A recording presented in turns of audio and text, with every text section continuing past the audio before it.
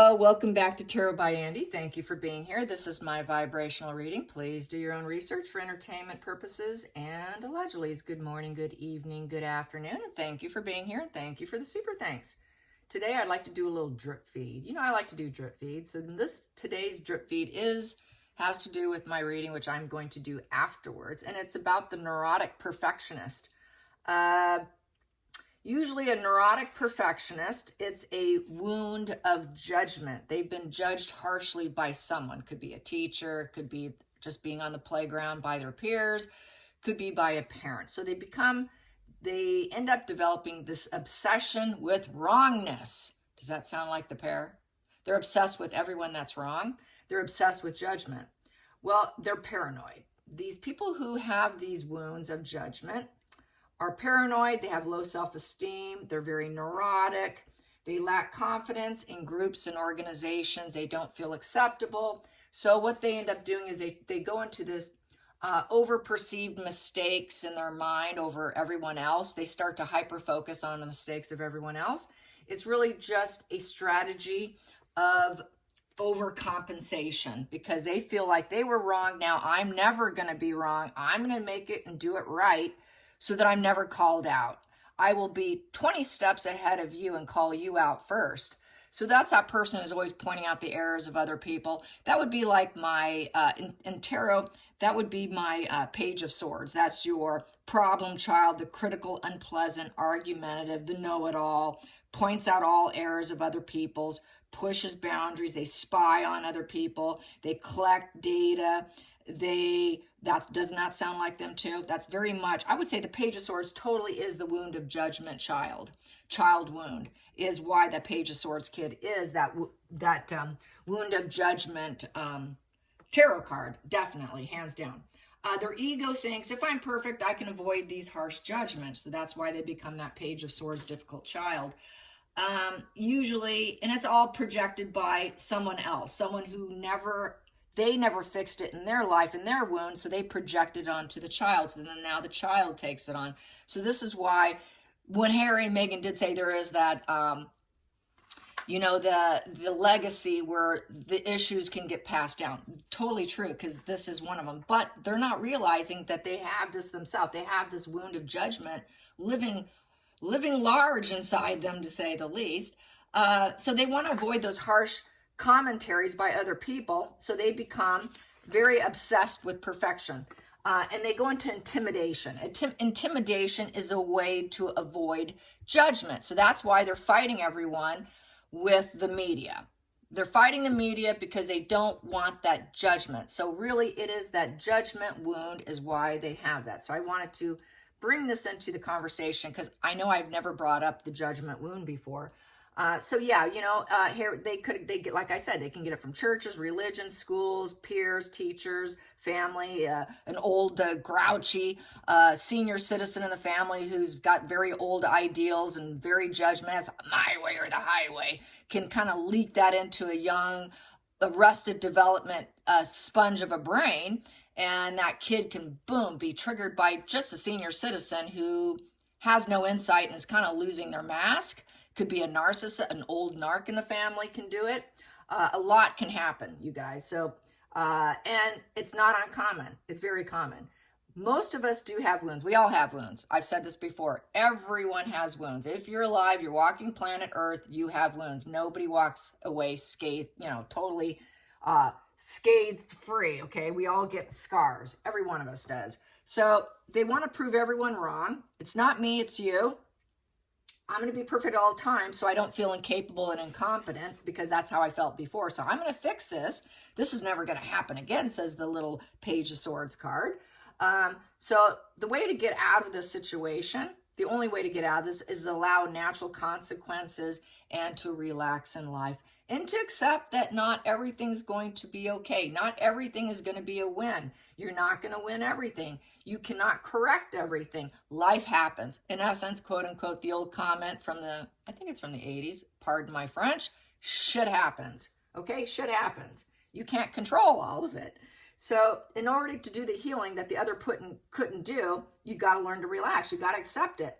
And don't get upset. Stop getting upset. It just happens. Shit happens. Find the lesson and move on. Move forward. It's growth. Pain equals growth. Pain equals empathy and compassion and more personal growth.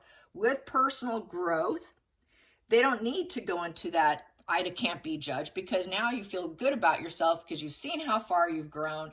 You've seen where you've come from and where you're at now. So the confidence is built up. It's from lack of confidence is why they go into this wound judgment thing. And then they can lose that obsession with judgment because there's the self-acceptance and the self-love that's replaced. If you can learn to let go and say shit happens, accept the negative consequence. It can't be too bad. Have confidence in yourself that you can fix and mend it and smooth it over, make good maneuvers, make good judgment based on what's happening, and understand it's not the end of the world, that you can't control everything. That's the control factor. That's why they have to control. They're that judgment wound. Meghan and Harry are really suffering from that. And they need self-esteem. They're going about self-esteem development in the wrong way, because you're not going to win. You will lose and lose and lose and keep getting wounded and wounded and wounded. The idea that you can be a perfectionist and you can beat people out by force and intimidation will never work. And then they'll never have that self-love. So that is my drip feed of the day. And we all have it. This is for everybody. It's not just for Meghan and Harry. It really does apply to all of us. These rules, these things that I talk about, these little drip feeds, apply it to yourself. Share it with your family. Share it with your husband. Talk about it at the dinner table.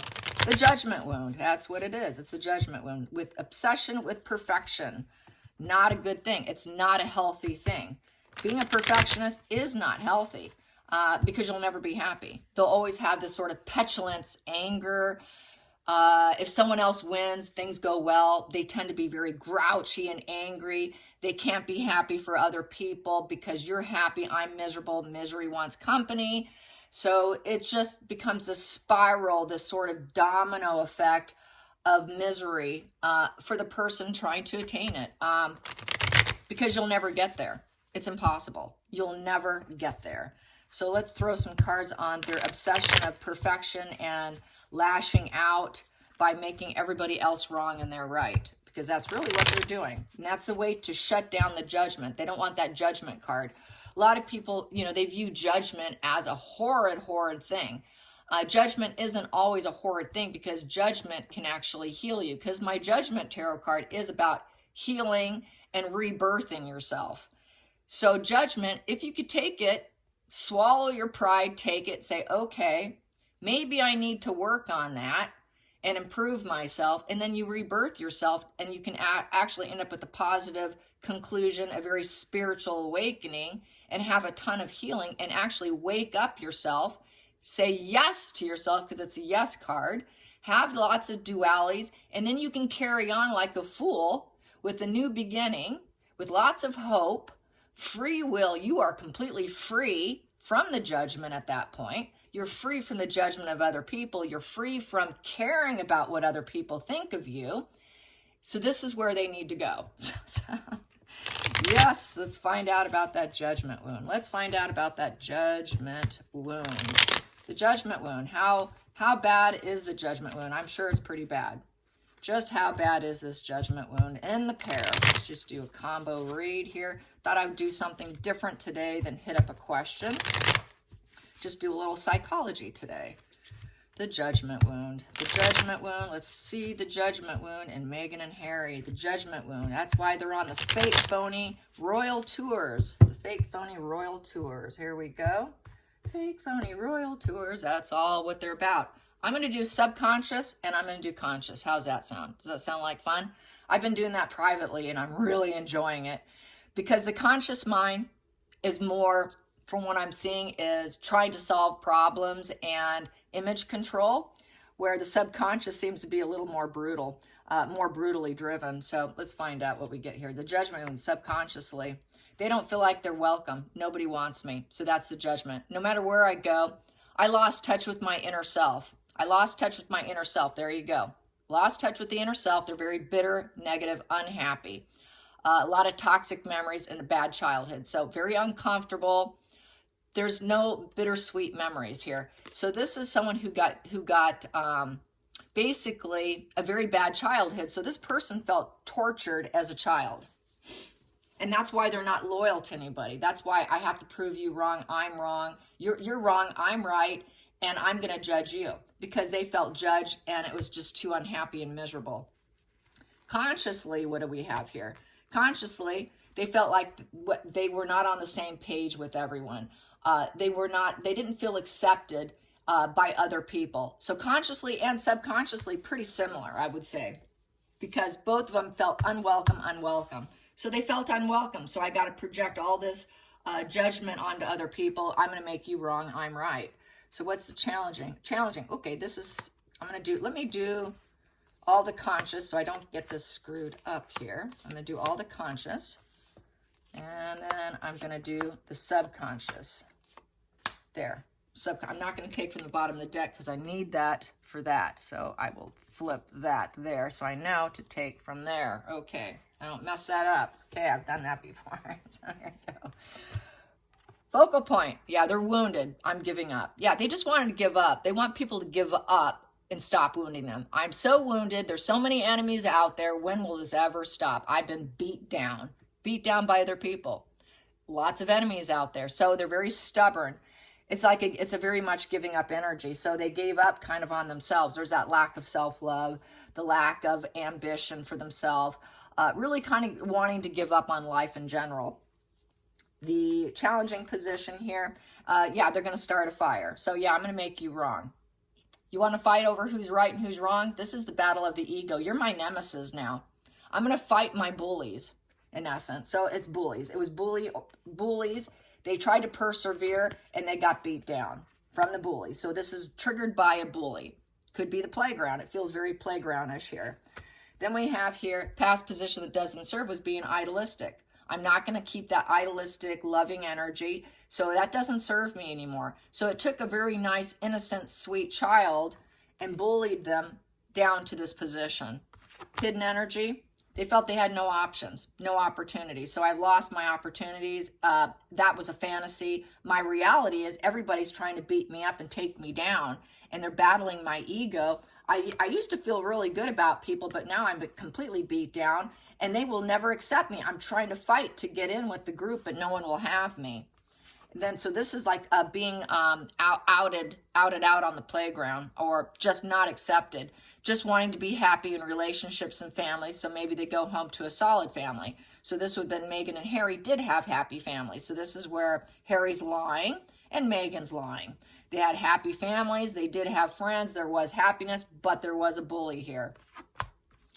The feelings in the situation, it made him feel weak. Made him feel very weak. It was a control freak that did this. A control freak did this. So they have to become control freak, where they need to use force for image control. I'm never going to be wrong. I'm going to make you wrong. We'll show who's going to be judge. It's not going to be me. It's going to be you. So they become control freaks. This innocent little child's wounded ego got so wounded, they shut themselves off and they become a control freak themselves. They become a dark force to deal with. They lose their integrity and high character. They lose that gentle strength. They lose their courage. What was I saying? They have no confidence. They have no courage. They can't recover. They can't heal. They become very loud and abrasive. So, and there's no inner peace whatsoever. So they lose that high integrity and character within themselves. They go dark. They go dark. Then they go mental illness. They become mentally ill. They become dark. They become very controlling. Consciously, they know this. They kind of have this inner knowing. Definite inner knowing. So it becomes a shared fantasy. It becomes a shared fantasy with the family and trying to get along here, mirroring who's happy in the family in order to survive, I feel. But they're still got the battle of the egos. They still have, the battle. This is the war. The war still kind of goes on. This is sort of a war card.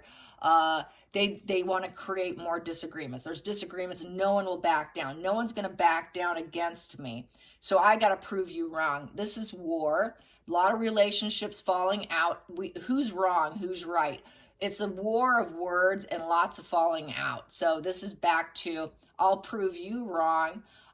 you're wrong, I'm right. We're gonna argue this out. We're gonna have a repeated argument here. This is like repeated lashing out with an opponent, and lots of battle and betrayal with words. So it's a battle of words. It's a show of dominance.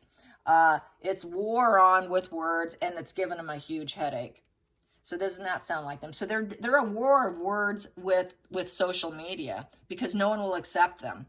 And so their ego is triggered. So it's battle here. It's war on, and they're usually never satisfied. Just like what I was saying, they're never usually satisfied. It's never a positive completion or ending, and it's just no end in sight. It goes on and on and on and on, and they're trying to overdo a good thing, and everyone's telling them no. There's no end sight. They're depressed. They're let down. Very low emotional status. Overindulgence of substances in order to cope.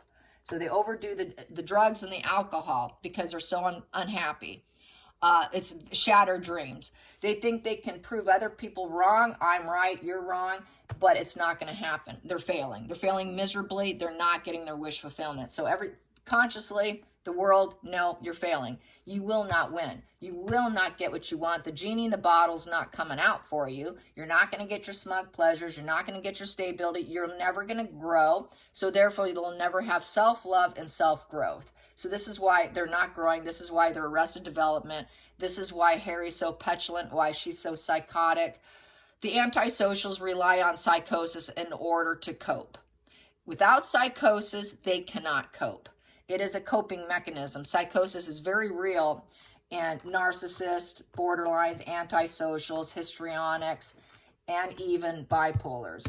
Here we go. Let's go to the next. This is the subconscious. Subconsciously, no harmony with anyone. It's a 6 in reverse. Subconsciously, they're going to go self-centered. They're going to go superficial, and they're going to be in total insubordination against anybody. Okay, so I'm sorry, we don't like you. You want toxic, I'm going to show you toxic. So they become toxic too. And it becomes a battle in their mind. They're struggling. They have a lot of psychology issues going on, mental struggles. This is a mental struggle card, and it created a major change. Okay, I'm going to split you black now because you didn't want me. Well, guess what? Now I got a problem, and I'm going to beat you out. I'm going to beat you out. This is change. Bring on the change. Who's going to win? Who's going to win? This is a who's going to win card, okay? I'm going to win. I'm going for it, and I want to win. And it might be a struggle, but I'm going to beat you. And the war goes on. The war goes on. The war goes on. They cannot let go. Cannot let go. That's what I was saying. You got to learn to let go. Go with the flow. Accept the consequences. Life isn't perfect. Shit happens. So they can't. The war goes on. So what happens?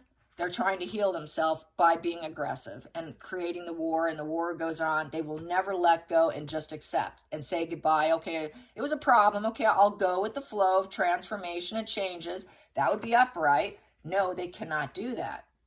They're too challenged and mentally struggling here to break hearts and then try and mend it.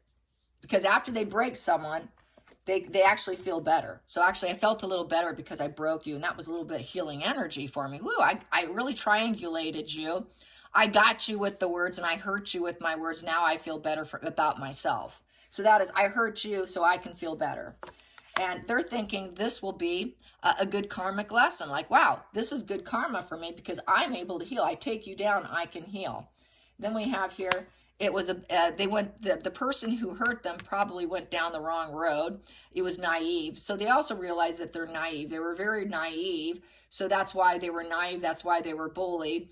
Maybe they shouldn't have walked towards that person that rejected them, that created this mental challenge. So I'm not going to make that fool's path again and make the wrong maneuvers. I'm not going to be the fool. I'm not going to be the stupid one. I'm not going to be the one that's judged harshly. So being the fool, the literal fool, the naive, making poor judgment and then being poorly judged is unacceptable for me. I will not be poor judgely for my poor directions. I screwed up. I was young, and someone really went into overcorrection mode and overly judged a very young person, and it created this unexpected crisis of no longer feeling like they were welcome, and created this mental challenge here and this mental struggle, this black and white shifting and splitting. So the person actually became sick, became very sick.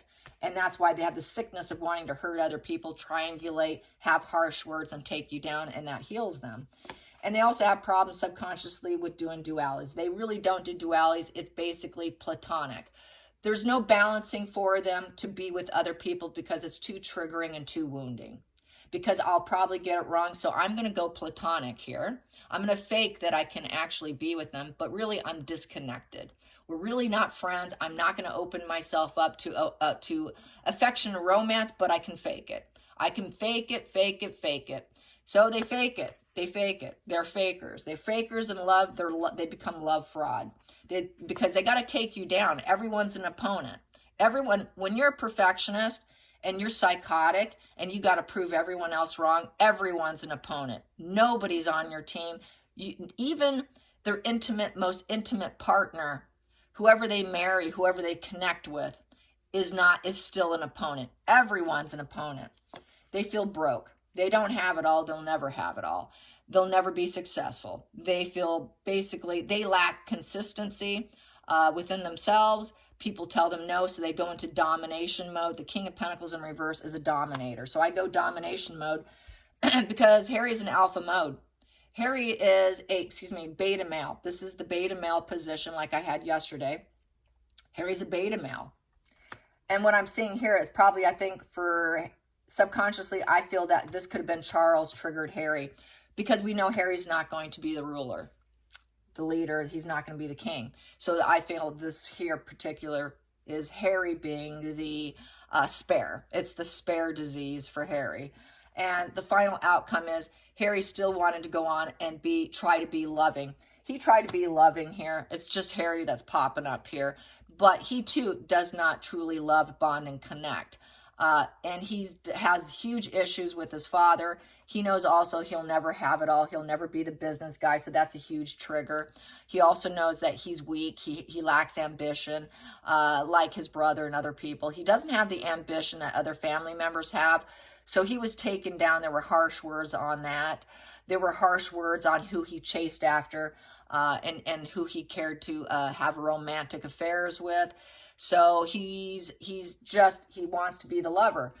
Subconsciously, Harry wants to love. He wants to be able to love, but he's been so wounded, he's incapable. So this is where I say that Harry does have the ability. He just shut it down temporarily. Where Megan, being who she is, I don't think she does. So this is a Harry spread here subconsciously. But he's depressed. When he gets in love, he's depressed because he still has that need to control. And when he has to open up his heart and he falls for somebody, it hurts. It hurts because this person's probably going to hurt me.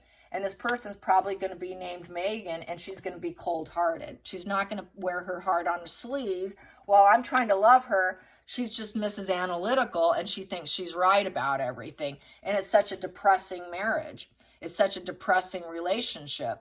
I have my heart in my sleeve, and she tells me what to do. What a depressing life. So he knows this subconsciously. He also knows he's not going to be king. He's never going to be enough for her. He will never be enough for her, and she lets him know.